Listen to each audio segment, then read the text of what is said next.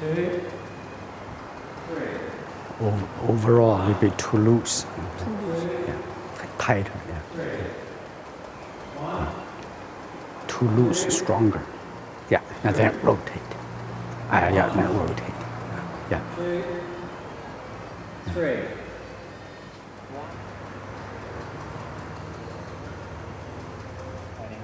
And doing the workshop with Master Chen.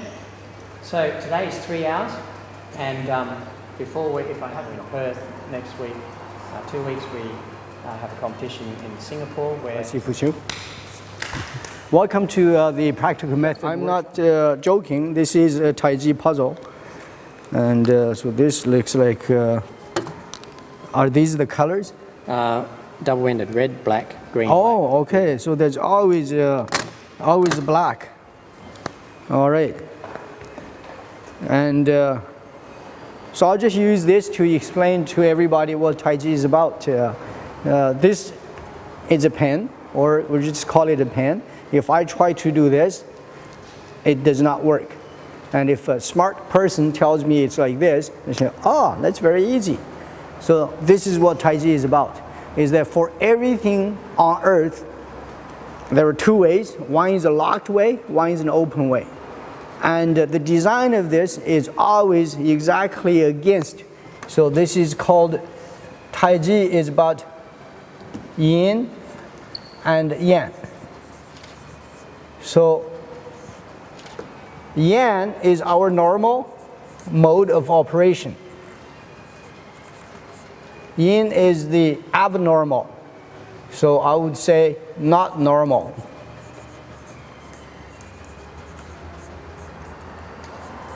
So it means naturally people will think of what to do with this, and people will grab it and try to do this. And I'm talking about before you have ever seen a pen before. So the people who designed this designed very, very carefully with the human behavior psychology in it. And of course, once you know that you don't do this to it, you know this here, the rest of your life, every time you see a pen, you know how to open it. But it cannot be opened by people who have never seen this before. And by people from indigenous cultures living in the forest, you give them this, they don't know what to do. Then immediately it doesn't taste good, just throw it. So this is what Taiji is about. And so the principle of this here is from a principle in front, on top of everything in Taoism, is that everything in the universe is made the same and equal. The difference of things is in your perspective. Meaning, if you believe you should do this to it, because every tree branch you have seen climbing trees, you do this, it breaks. And that's all you know. So the difference is that you want to do that, but this wasn't designed for that. So the difficulty of this comes from your perspective not merging with what the design was. And that, in a very simple way, in a nutshell, is called the Tao. The Tao means that the universe or our nature made everything according to the Tao, whatever the natural way was. And when we look at humans, we can look at what we do. We were specifically made not to know the Tao. The job of Taiji is to bring you back to know the Tao. And this is a contradiction. So in the past, whoever practiced Taiji, whoever did Qigong, were ostracized. And that's why they were always in the mountains, in caves, in very secretive colonies. Because the bigger Tao says, it's like you probably, as I'm talking, you're relating this to your religion. In terms of religion, that kind of thinking is that if you equate Tao, we shouldn't. If you equate the Tao to, let's say, God, God made you but did not make you Him. Although in His mirror, but you are not God. And we are humans and we want to do everything according to the Tao. Now we are trying to be Tao. If we made that wrong equation, we're trying to be God, and we will be punished, so to speak. And we don't want to be punished. And so we want to find out how everything works. And now, by telling you this little bit, you probably realize that this is just the science. It means everything has a special way we do not know. Scientists discovered the special ways, discovered gravity was hidden from us, and the scientists were very smart, and led by this guy called Newton, and he discovered there is gravity, although we could not see. And that's a very, very good Taoist lesson. Meaning, whatever is important, whatever the Tao designed everything, we are not capable of knowing. We can't feel gravity, we cannot see it, we cannot touch it, but we can only use our mind to speculate and to conclude, judging from these things. There's got to be something there pulling us down. Otherwise, why am I not standing here talking to you? And also, therefore, if I am able to stand here talking to you, you think there's something very special about me. That gravity, that whatever that force is controlling all of you does not control me anymore. So I'm still hoping for that day. Although if I'm there and when I blink, I fall down and get hurt really bad, but people still want to be there. So this is what we are trying to do. So we want to see how things were originally made. And so from a practical point of view, what we teach is a practical method.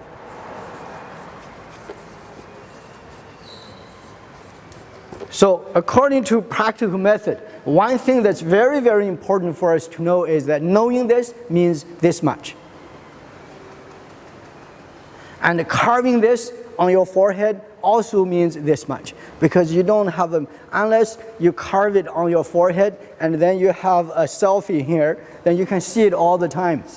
Because otherwise, everything we do, we forget that we don't know. And we constantly think we know. We constantly make a link. And when I go like this, oh yeah, that's like in my art, we have a move like that. We are always doing that. So not to do that is very, very, very difficult. So my teacher, right now, what I'm doing is I'm going a little bit random and give you a rough idea, so I'm not following a proper procedure here. My teacher came up with a procedure. Number one, and he says, what kind of people can do this? Only one kind of people. Stupid people. I don't want to write it down because now if I write it down, everybody will use the photo and say, Master Chen is crazy. He said we're stupid. But if I say you are stupid, that's a very, very high level praise. Because in my vocabulary, if you're smart, I don't want to know you. If you're very, very intelligent, it's like I want to be very, very far from you. And if you are totally insane, then again, I want to know you, but the system will not allow me to know you because you'll be in a special place. We only want the average person who does not know much and who is very, very naive. And whatever we do, it's like that? I like to do that. How many times do I have to do it? I said 10,000 times. Oh, that's not very many. Let me try 10,000 first. Then you can learn it. Because we want to use that system to retrain the system, to retrain your behavior. Taiji does not teach you anything. Taiji tries to change you back to what you were. And we believe throughout your life you have picked up things in order to survive. And those things made you survive. At the same time, it's a double-edged sword. It made you in a way you are today that you can survive the rest of your life. We want you to continue to survive by deleting all the noise, all the bad information. So that's our system. It's very, very difficult. Now you remember all the words here?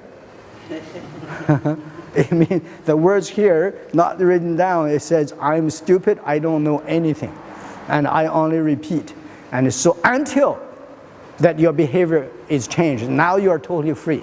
Then you can do whatever you want. That's how we learn everything. Now, what do we actually learn? And this is here, so I will write down this word.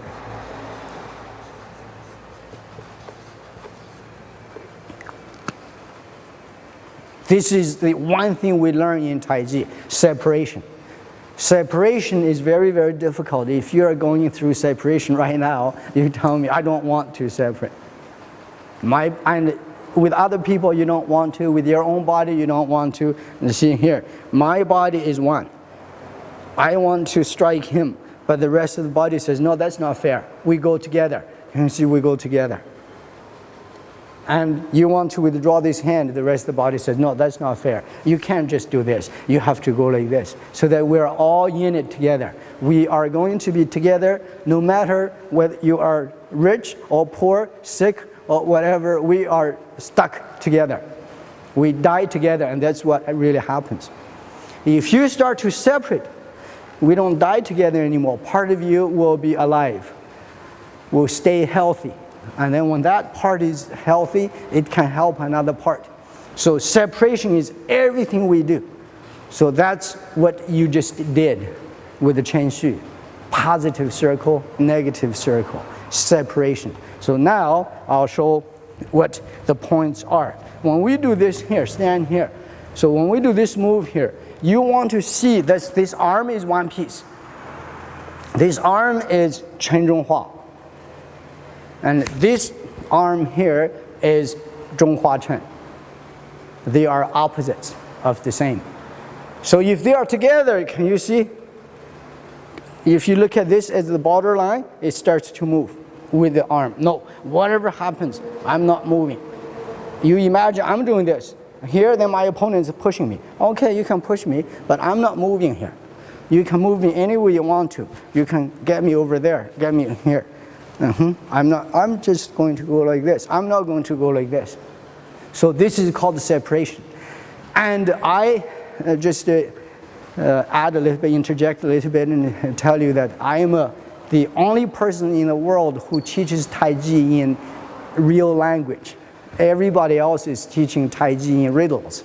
And so this act of separation, many masters call this, whatever you want, you can have it. Whatever you don't want it, you don't want, I'm not giving it to you. That's the riddle for it. So if you want my arm, you can have my arm. If you want my leg, you can have my leg, like that. If you want my arm, I'm not giving you my body. So the classic language is like that. So whatever he wants to take, give it to him. Don't put up with a fight. But the second half, the key is separation. Because you separate, you can give this away. If you're not separated, you are not giving your arm away, you are giving your whole body away. So if you want $20, sure, rob me for $20. But when you walk away with the $20, very happy, didn't tell you I actually got 200,000 in my belt. But if I fight you and you kill me and you search me, oh, 200,000, I hit the jackpot. So no fighting like that. So separation is everything, and that's what we do. And now, just very roughly here, I'll list the things we do. Okay, one is foundations. And people did not want you to know what this is, because foundation is like building a house. You know it's very important. You have to have very strong foundations. So in classic time, times they did not want you to know. They tell you it's called silk reeling. It's very secretive. You know, like silk reeling. And I said, okay, I have to move like this, like silk, like that worm, and then I have to become string like this, and you go crazy. But foundations, okay? Second is forms. The third is push hands. Fourth is weapons.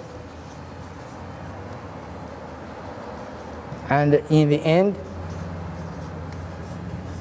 you are free to feel whatever you want to do in the situation, meaning no more restrictions. These are all restrictions. So the real thing actually is just foundations, then you learn the forms, and then you learn push hands. And after that, weapons will give you weight training. That's why we don't have a specific other training aided, like weight and stuff. So once you know push hands, you feel your skill is quite good, but the guy is very strong, I can't push him. So use a 20, 30 pound weapon and try to do the form with it. Develop muscles and power while doing your form. So we don't want to do anything aided supplementary training without doing Taiji. So weapons, Taiji weapons are very heavy. And you pick it up, so, oh, just my weight. But halfway through the form, you realize it's too heavy. So normally you get like a 1.5 pound sword and you still get tired. You get a 5 pound sword, it's very rare to finish a form with a 5 pound sword. classically.